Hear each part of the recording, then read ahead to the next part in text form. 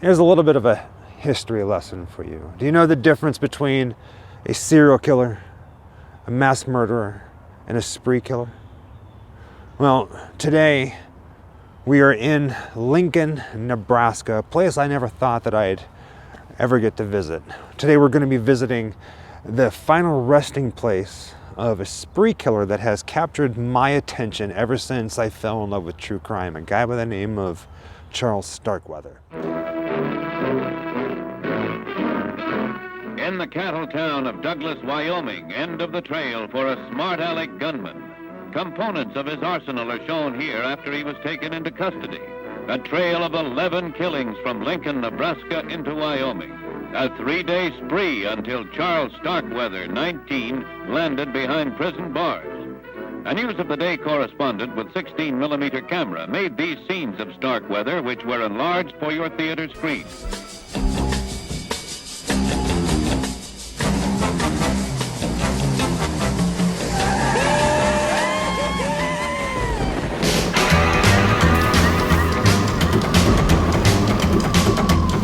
Wherever I come, bad luck is coming my way. Wherever I go, hard luck is there to stay. Good luck never stays a day. A bad luck's always coming my way.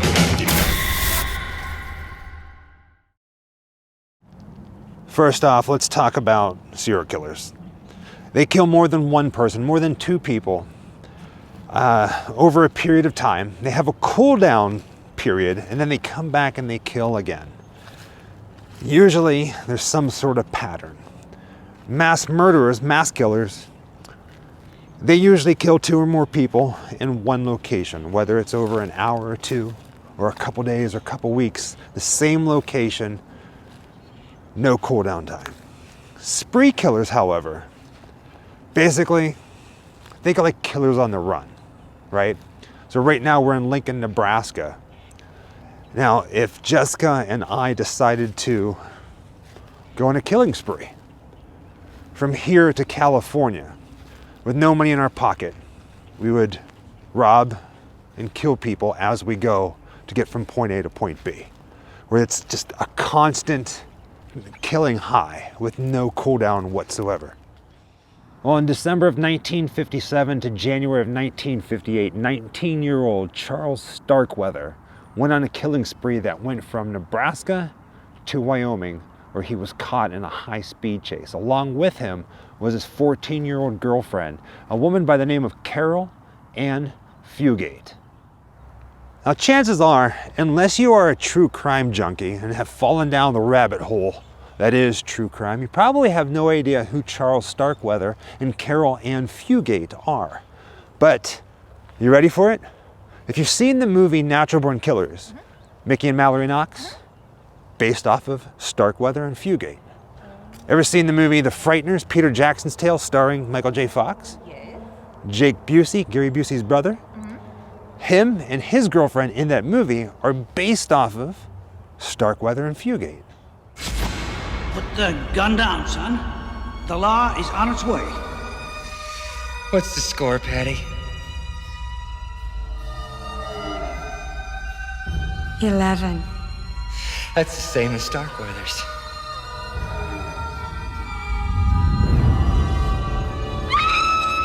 In fact, in the movie The Frighteners, Jake Busey's character, his name is Bartlett, which in real life is the name, the last name of Caril Ann Fugate's stepfather. It is here in Lincoln, Nebraska, in Wyuka Cemetery, Section 28, where you'll find the final resting place of Charles Starkweather. He was electrocuted 17 months after he was captured on a Wyoming highway after a high-speed chase. His accomplice, well, some say she was his accomplice, Caril Ann Fugate. She was sentenced to, I think it was life in prison, but she got out after 17 years, paroled. I think it was 1976. Well, like I said, the story of Charles Starkweather has pretty much captured my attention ever since I first discovered true crime. So in a way, as messed up as it sounds, it's kind of like my holy grail of famous graves, or true crime graves.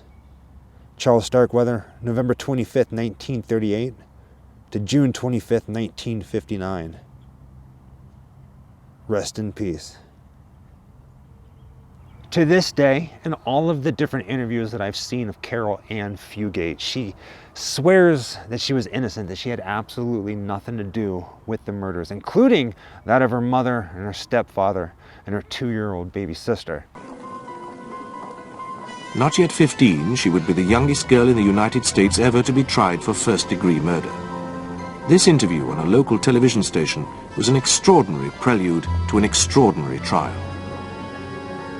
But putting her on television didn't go as well as her lawyers had hoped. As seen here, the police had cropped her hair of its ponytail and dressed her not in jeans, but in a tight blouse and long skirt, which made her appear 10 years older. And nervousness made her seem sharp and hard as the interviewer questioned her.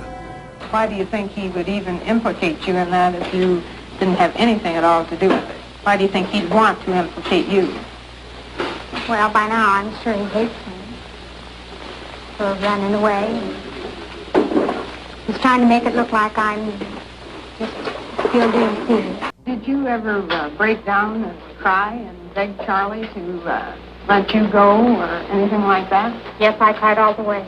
Now, had you gone with him for quite a while?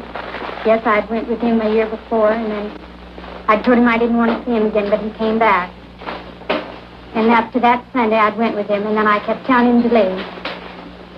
And at that Sunday, I told him delays, and I told him I didn't ever want to see him again. What had brought you to this conclusion? Why didn't you want to go with him anymore? I think he's crazy. Do you think that Charles got what he deserved when he was convicted to the electric chair? It's not my place to say. What got her the jail time is whenever she was being questioned and all that stuff was going on, she had a very cold demeanor, a very cold look to her face. She showed no emotion, no sadness, nothing, and the jury didn't believe her. So she went to jail. Now, don't get me wrong, we've all been there. We've been in really bad relationships that kind of felt like you couldn't get out.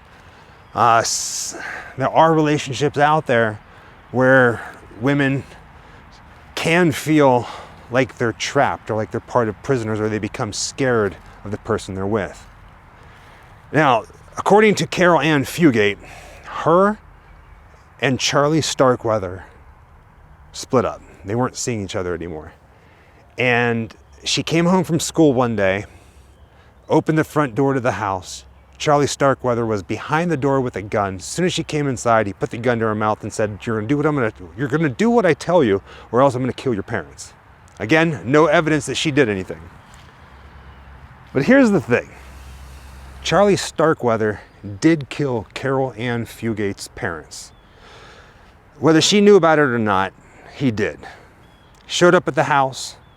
There was a quarrel. Her father, last name Bartlett, remember the Frighteners, Bartlett, didn't want Charlie seeing his daughter Caril, his stepdaughter Caril, because he was bad news and just didn't want it. Understandable. Charlie pretty much just said, screw it, I'm gonna do what I want. And he ended up shooting Caril's mother and father. And then he strangled, beat, and stabbed Caril's 2-year-old baby sister. He hid the bodies behind a shed in the backyard behind the house. And supposedly, Caril Ann Fugate had no idea that they were back there, that her parents and her family were dead. Here's the thing that I find it really hard to swallow. They lived in that house for close to a month. In 1958, Belmont Avenue in Lincoln, Nebraska was an unpaved road of mostly shabby homes. By January 25th, no one had seen the family at 924 Belmont for several days. A note on the door read, "Stay away. Everybody is sick with the flu." When relatives came to the door, 14-year-old Caril Ann Fugate told them to go away. Concerned, the relatives called the police, who came and talked to Caril at the door. She told them everyone was ill, and they went away satisfied. But 2 days later, on the 27th, Caril's grandmother tried again. When Caril turned her away, she went to the police a second time. A group of officers and family members broke into the house. It was empty, except for 3 dead bodies. One was Caril's mother, Velda Bartlett.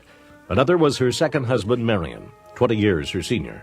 The third was their 2-year-old daughter, Betty Jean, stabbed and beaten to death.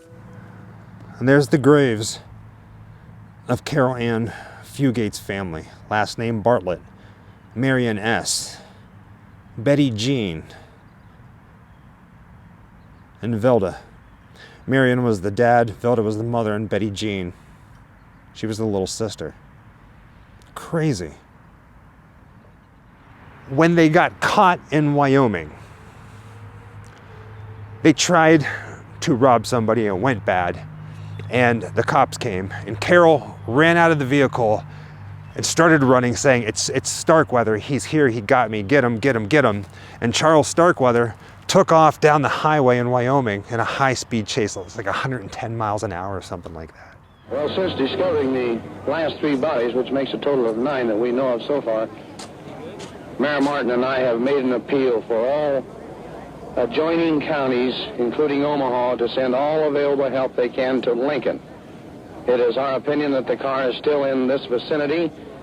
We know he has been for the last 3 days, and we want to cover Lincoln block to block.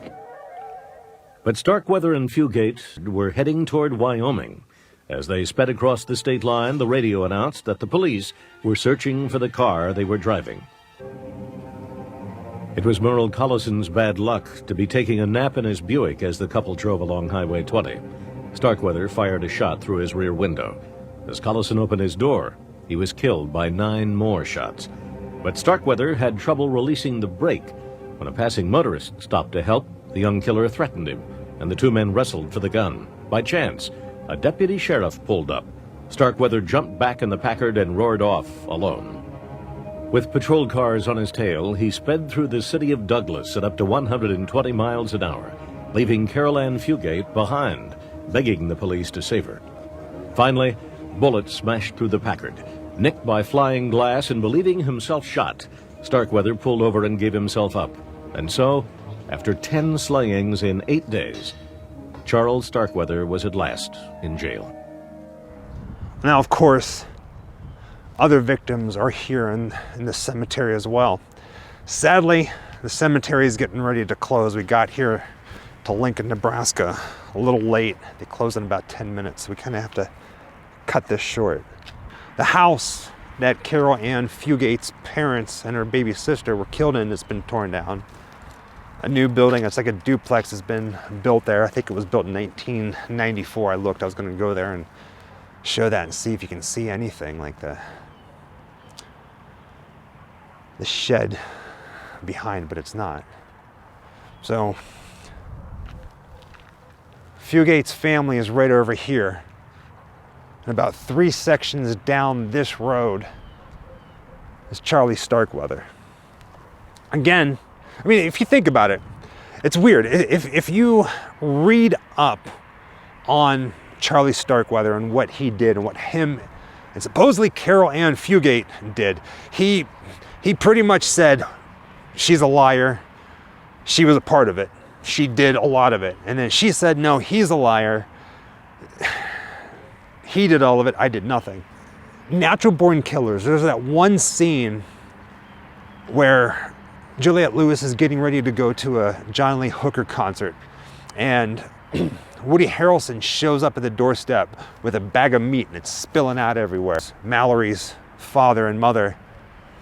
And that whole thing reminds me so much of Starkweather and Fugate. I'm gonna quit my rambling. I can go on like this for quite some time. For some reason, Starkweather is one of those stories that sticks with me more than anything else. I mean, don't get me wrong, Ed Gein, Dahmer, Ted Bundy, Eileen Wuornos, Albert Fish, John Wayne Gacy, they capture your imagination, right? They're horrors of what they did. But for some reason, Starkweather has always remained up in here. I can't stop thinking about it. It's not obsessing over it. It's just the story, his relationship with Caril Ann Fugate. And with that being said, thank you for joining us on another grim adventure, this time to Lincoln, Nebraska, the final resting place of spree killer Charles Starkweather and Caril Ann Fugate's family right over there. Until next time. Wherever I come, bad luck is coming my way. Wherever I go, hard luck is there to stay. Good luck never stays a day. Bad luck's always coming my way.